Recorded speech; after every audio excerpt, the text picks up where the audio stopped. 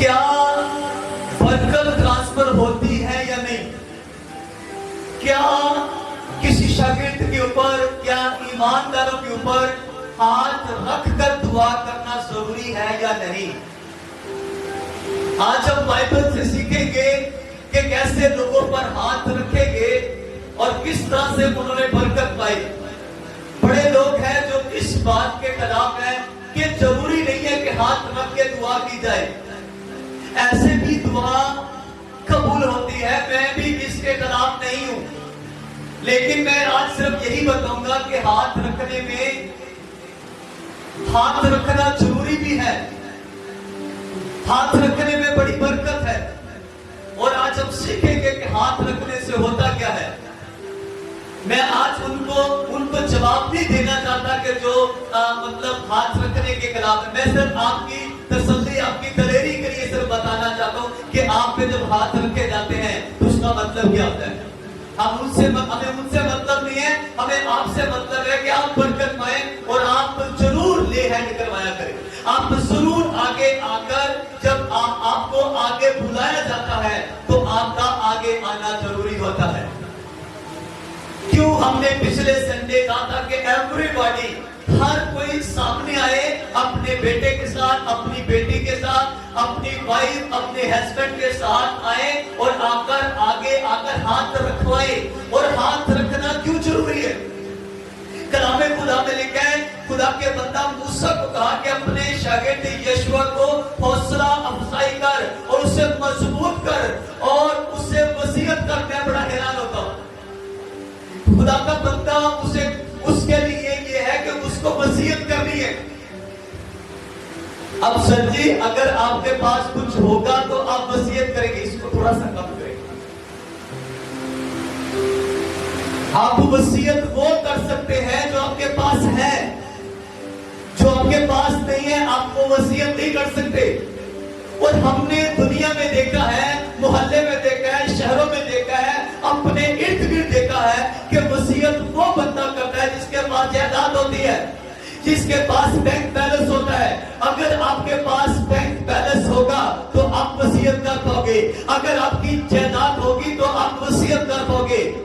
अगर ध्यान से बाइबल पढ़ी जाए तो मूसा जिस मुल्क से निकला था उस मुल्क का नाम और जिस मुल्क में उसने जाना था, अभी जिस मुल्क में जाना है वहां पे पहुंचे नहीं। मिस्र को ये छोड़कर आगे हैं। मिस्र जब छोड़ दिया तो वहां पे तो ऑलरेडी वो गुलाम थे। जब जिस मुल्क में आप गुलाम हैं और वहां से आप निकल भी गए तो इसका मतलब आपका उस मुल्क में कोई हिस्सा नहीं है। और जिस मुल्क में अभी जाना है उसको सिर्फ दूर से आप देख रहे हो, अभी गए नहीं। तो खुदा का कलाम एन वक्त पर नाज़िल होकर कहता है, गुलामी से निकल आए हो, अगले मुल्क में दाखिल नहीं हुए, अगले मुल्क का कंट्रोल मिला। और खुदा कह रहा है अपने बंदा को, अपने शागिर्द को, अपने रूहानी बेटे को ब्लेस कर और उसको वसीयत कर। अब मुझे ये समझ नहीं आ रहा था कि वसीयत करना क्या है। आप थोड़ी देर के लिए सोचे कि जायदाद पीछे नहीं है, आगे जायदाद मिली नहीं है, वसीयत करना क्या है, उसको देना क्या है उसको।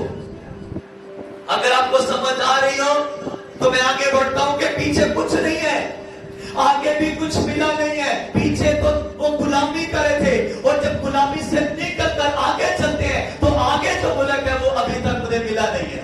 और जब मिला नहीं है तो फिर वसीयत क्या करनी है? जायदाद है नहीं, पैसा है नहीं, कुछ भी उनके पास ऐसा नहीं है कि उनको वसीयत की जाए।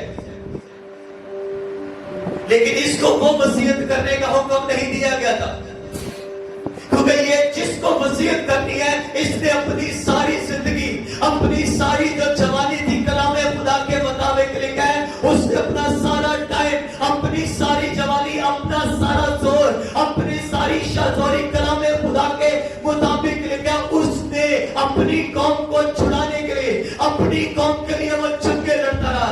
और उसका ध्यान सिर्फ अपनी कौम को छुड़ाने की तरफ था। उसका ध्यान, उसका सारा जो उसकी सारी तवज्जो थी वो सारी अपनी कौम को छुड़ाने के लिए वो जंग लड़ता रहा। उससे मालूम भी नहीं था कि उसके साथ आज क्या होने वाला है। जब उसको बुलाया गया, उसको जब बुलाया तो कलामे खुदा में लिखा है बड़े ध्यान से हम समझेंगे। कलामे खुदा में 34 बाब उसकी 9 आयत में लिखा है, इसको आप सब लिख सकते हैं।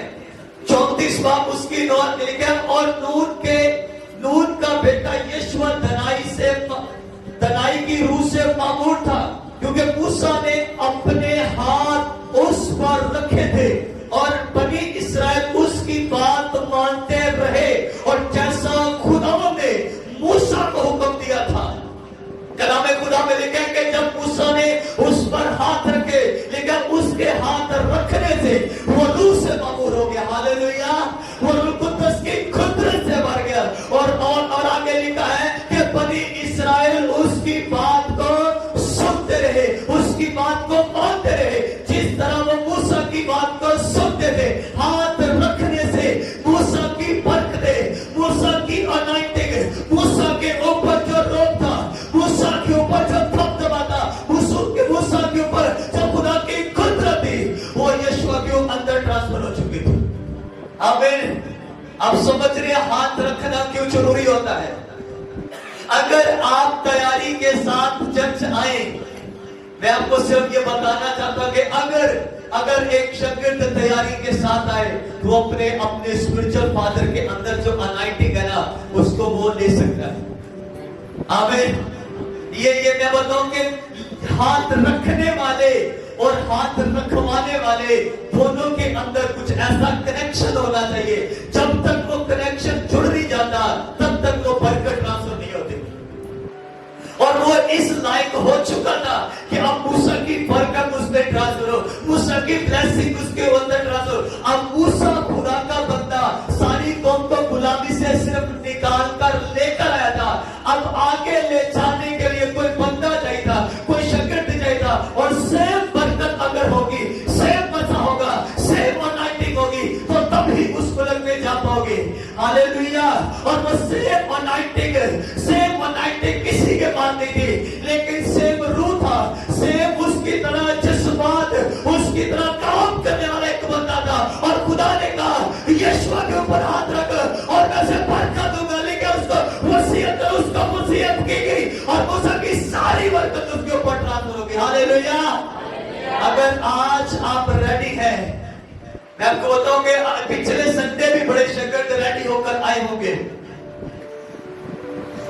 अगर आप तैयारी के साथ थे तो कईयों को बरकत मिली होगी। अगर आप ऐसे ही ठीक है, जैसे आप संडे था ऐसे आप भी आए, तो फिर तो वैसे ही चलता रहेगा। ऐसे नहीं, जब कोई खास मीटिंग रखी जाती है, उसका मकसद होता है, उसका पीछे एक बड़ा पर्पस होता है कि आपकी बरकत का उसके पीछे राज होता है। लेकिन कलीसिया इस बात को समझना नहीं चाहती। मैंने कहा था सिर्फ अपने लफाफे भर कर नहीं लाने, बल्कि अपने आप को तैयार करके लेके आना है, दुआ के साथ आना है, रोजे बंदगी के, इतनी दुआ बंदगी कर दो। आपको बताऊं कि आप जब आप पे ले हैंड होना, वो सारी बरकत ट्रांसफर हो जाए। आमीन। कैसी तैयारी शुरू करो अपनी, क्योंकि आप नहीं जानते कि जिस पे हाथ रखे जाते ना, उस पे ऐसे हाथ नहीं रखे जाते, ऊपर से ऑर्डर होता है कि इस पे हाथ रखे जाए।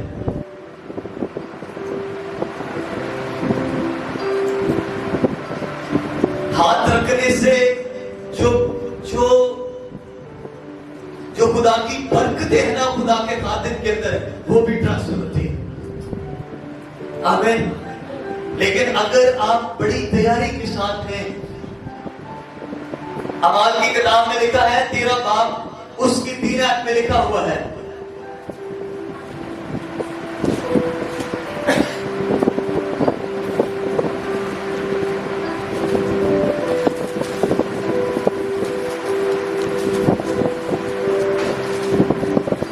दूसरी से पढ़ के लिखा है, जब वो खुदावंद की इबादत कर रहे और रोजे रख रहे थे, तो रूह कुद्दस ने कहा, मेरे लिए बरनबास और सौल को उस काम के वास्ते मखसूस कर दो जिसके वास्ते मैंने उनको बुलाया है। तब उन्होंने रोजा रख कर और दुआ करके उन पर हाथ रख कर उन्हें रुखसत किया।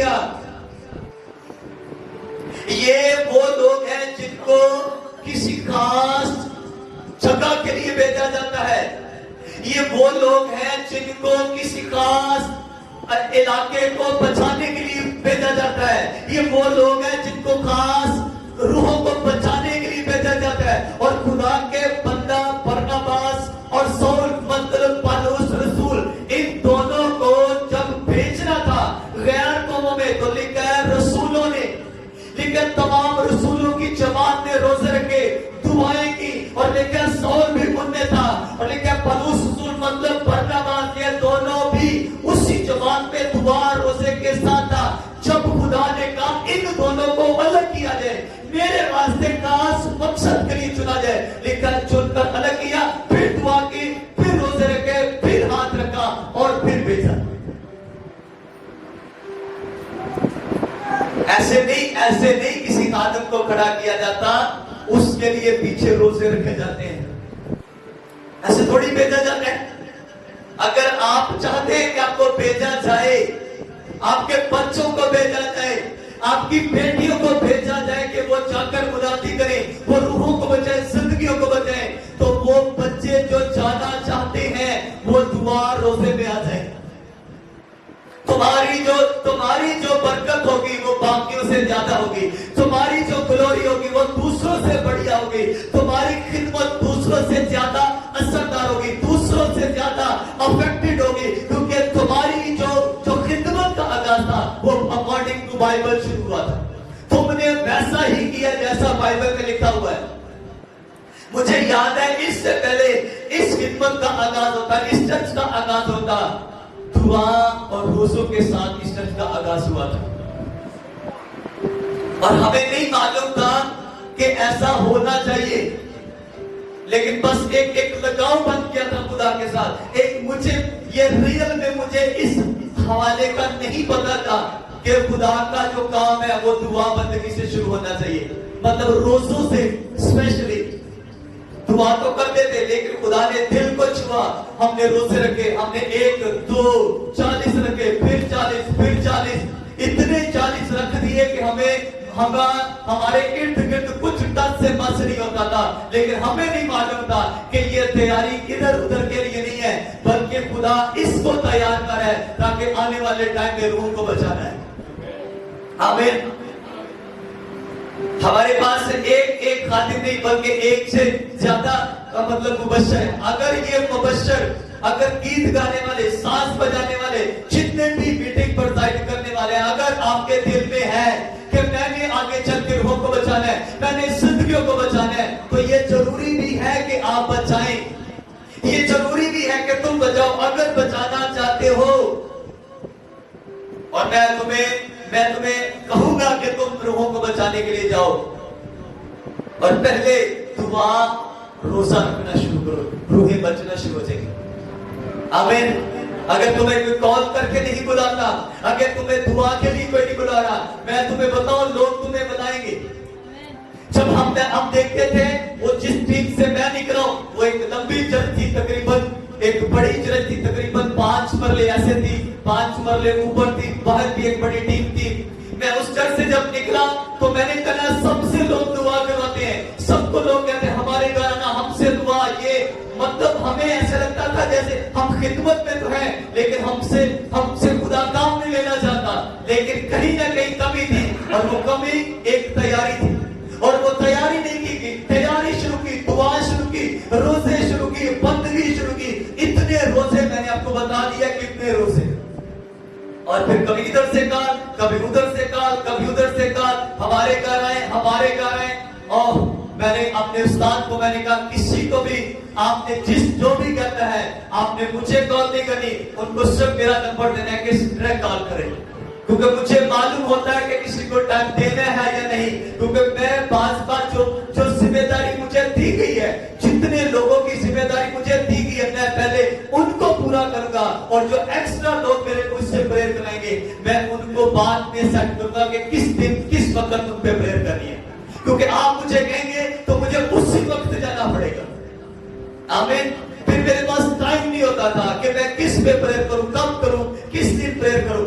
आपको ये जितने भी गाने वाले, साज बजाने वाले और लीड करने वाले हैं, आपके पास आपको समझ नहीं आएगी कि मैं अब आज किस गली में जाऊं, मैं आज किस मोहल्ले में जाऊं, जाकर प्रचार करूं। तुम्हें दुआ की जरूरत है, तुम्हें रोजे की जरूरत है। हाथ तो तुम पर रख दिए गए हैं, लेकिन तुम्हें प्रेयर की जरूरत है, तुम्हें बंदगी की जरूरत है। और कलाम खुदा में लिखा है कि खुदा के बंदा तिमोथियुस को कहा। अब तिमोथियुस का काम जब हम निकालते हैं, उसका दूसरा तिमोथियुस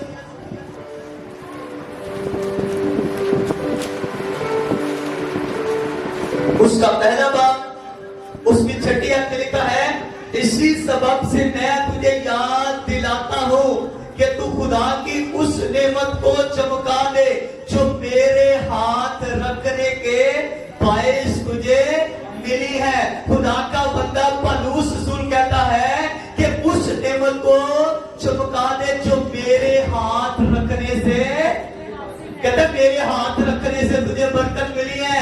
उस नेमत को चमका दे, उसको चमका, उसको पालिश कर, उसको बढ़िया कर, उसको फैला दे इर्द गिर्द जहां जहां तुझे। उस नेमत को चमका मेरे बेटे। ये उसका रूहानी बेटा है, ये उसका स्पिरिचुअल सन है। उसको कह रहा जो नेमत तुझे दी गई है, जो हाथ रखने से बरकत मिली है, उसको चमका दे। आमीन। तुम्हें मालूम होना चाहिए तुम्हारे ऊपर हाथ किसका रखा गया है। तुम्हें पता होना चाहिए कि तुम्हारे सर पर हाथ रखा गया है, तुम्हारे ऊपर हाथ रख के बरकत दी गई है और तुम्हें इसको फैलाना चाहिए। आमीन। मैं ना अक्सर एक चीज है मेरे दिल में थी, तो लोग कहते हैं कि 5 साल बुला के गुलाम सुना रहे, तू कभी लगन का मौका देता ना, आज तो इतने नहीं सुना भाई,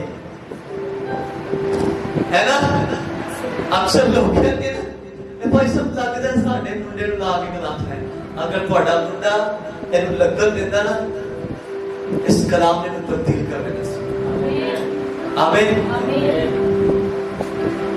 मास्टर कलाम सुना रहे हैं।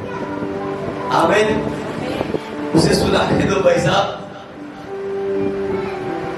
तुम इसको लगने तो दो। जब स्पिरिट किसी बॉडी पे लगाया जाता है ना, किसी कटे हुए जगह पर, जब जख्मों पर, तो भाई साहब वो जब जहां जिसको भी लगाओगे उसको लगेगा तो सही, उसको दर्द तो होगा, लेकिन वो सुधरना नहीं है। पादरी साहब को टीच करना है, दूसरी ला के सुनाया है। जब मतलब की ऊंचा, यस, जब मतलब की आवाज मेरे नाम तक मेरी मंजिल का कलाम दिया है, और ऐसा तो मैं कर रहा हूं। यस, मेरे घर में ये भी है, भाई साहब ने ये सुनाया था। जिधर कोई गाल आज समझा की गल सुनाती, मैं आपको बताना चाहता हूं, इसको लगने दो। जब ये लगेगा तुम्हें हील करेगा।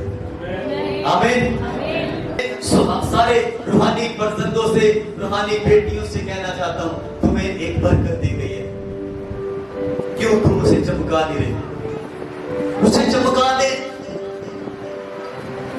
जब खुदा का कलाम कह रहा है कि उसे चमका दे, तो आपका काम है कि उसको चमकाना। अगर नहीं करे तो फिर थोड़ा सा फिर आपको ठीक होने की जरूरत है। कभी आपने कोई वीडियो देखी, क्योंकि ये सोशल मीडिया का जमाना है, आपने कोई ऐसी वीडियो देखी हो? अच्छा, कितने लोगों ने वो जो जमीन के अंदर से पानी निकालने का एक तरीका था पुराना, उसको हम नलका बोलते थे, सबने देखा होगा। और इन दिनों में सोशल मीडिया पे वीडियोस भी आ रही हैं कि वो कोई 7 से 2 साल से 10 साल से 15 साल से वो नलका बंद है, और उसको दोबारा से फिर से किसी ने चलाने की कोशिश की, पानी नहीं, लेकिन उसको फिर दोबारा उसके अंदर क्या डाला? पानी डाला। अच्छा, पानी निकालने के लिए उसमें पानी डालना क्यों जरूरी है? आप समझ रहे हैं?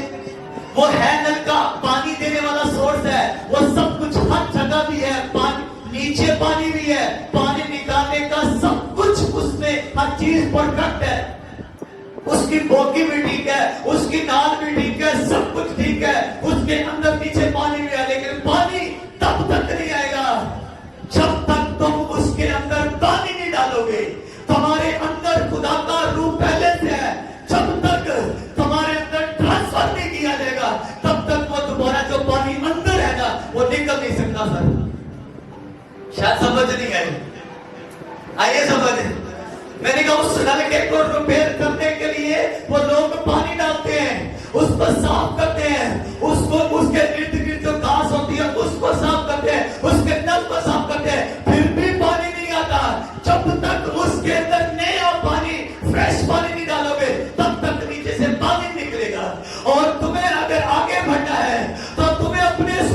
फादर की, अपने उस्ताद की बरकत के बगैर तुम आगे नहीं बढ़ सकते। तुम्हें पैसा चाहिए, तुम्हें अपने उस्ताद की स्पिरिट के साथ चलना पड़ेगा। हालेलुया। उसकी बरकत के साथ चलोगे तो आगे बढ़ोगे और बहुत आगे बढ़ोगे। आमीन। सिर्फ तुम उसका मजा नहीं ले रहे हो, वो रात दिन तुम्हारे लिए दुआएं करता है। हालेलुया। बात समझ रहे हैं? कहीं वो नल सूख तो नहीं गए? देखो तो सही, कहीं नल सूख तो नहीं गए? कहीं तुम्हारे अंदर जो बरकत थी वो खुश्क तो नहीं हो गई? सब कुछ अंदर पड़ा हुआ है, लेकिन उसको जगाने की जरूरत है। और जो ही वो पानी जाता है उस नल के अंदर, उस सारा पानी जो नीचे है वो बाहर आना शुरू हो जाता है। आमीन। बस थोड़ा सा उसको चलाने की जरूरत होती है, उसको गड़ करना पड़ता है। 2-3 सेकंड 1-2 मिनट के अंदर वो पानी बाहर आ जाता है। आमीन। हालेलुया। आपको जरूरत है कि उस हाथ के नीचे रहने की, उस छतरी के नीचे रहना बड़ा जरूरी है। लोग आए दिन कुछ ना कुछ नई चीजें लोगों को सिखाने के चक्कर में होते हैं। तुम्हें बथेरे आएंगे, तुम्हें बताएंगे ऐसे होता है, ऐसे होता है। मुझे एक शागिर्द है, वो कहते हैं भाई साहब वो बड़ा अच्छा सिखाते हैं। मैंने कहा पुत्र, वो तुझे अच्छा सिखा सकते हैं, वो तुझे अच्छा खाना खिला नहीं सकते। आपके घर में अगर छोटे बच्चे हैं ना, तो वो जब वो गंदे हो जाते हैं या जब वो पोटी करते हैं, वो गली में करे, रिश्तेदारों में करे, जहां भी करे, कौन साफ करेगा? कौन साफ करेगा? अच्छा मां ये कहती मैंने साफ हो गया फिर तुझे उठाऊंगी। मैं आपको बताना चाहता हूं, ये जो गंदगी है ना, ये हमारे ऊपर लगी होती है। हमारा खुदा हमें जैसे मर्जी हो एक्सेप्ट करता है, कबूल करता है। और जो चर्च होती है ना, ये आपकी इसको एक टर्म इस्तेमाल करते हैं, मदर चर्च। अब मेरी जो मदर चर्च है, वो पास्टर तारक की जो चर्च है ना, वो मेरे लिए मदर चर्च है। जब भी मैं करूंगा, जब भी मेरे साथ कुछ होगा, मुझे वही उठाएंगे, मुझे वही संभालेंगे। आपके साथ अगर कुछ होता है तो आपको ये चर्च संभालेगी। आमीन। आप जैसे भी हैं, अच्छे हैं, बुरे हैं, बहुत अच्छे हैं, बहुत स्पिरिचुअल है, आपके साथ यही चर्च खड़ी होगी। आमीन।